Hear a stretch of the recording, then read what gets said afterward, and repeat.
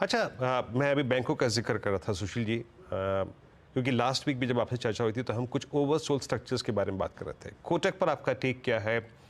और पीएस, क्योंकि आपने जो शब्द का इस्तेमाल किया कुछ देर पहले कि बैंक निफ्टी एक बहुत कठोर रेजिस्टेंस के सामने खड़ा हुआ है, क्या है वो फोर्स जो इसको इस रेजिस्टेंस के पार ले जाएगी? बैंकों में आपका चुनाव क्या है इस वक्त?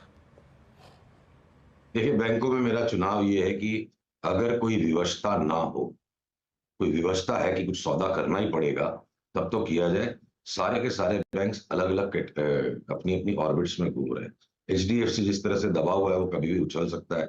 ये एक्सिस और इंडसइंड बैंक को जितना चरमरा के ऊपर तक रखा हुआ, कभी अचानक छोड़ दे 10-20% की, इनमें बहुत शार्प डाउन मूव बन सकती है।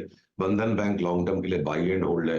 अगर आप एयू बैंक को देखो, तो कूट-पीट दिया गया है, पर यहाँ आकर के अटका हुआ है। और एसबीआई एकमात्र ऐसा पैटर्न है जो थोड़ा सोबर है और जिसमें दोनों तरफ के ट्रेड बन सकते हैं। ये आप देखो चार्ट को, ये सॉरी जो डेली चार्ट है, अब आज ये ऊपर का अगर ब्रेकआउट अब ये देने लग गया है, यहाँ से जो ये जो ब्रेकआउट आ रहा है आवरली चार्ट पे, यहाँ से आप लेकर के एक 860 तक की चाल खेल सकते हो। उससे ऊपर का मूव अभी नहीं दिखता है।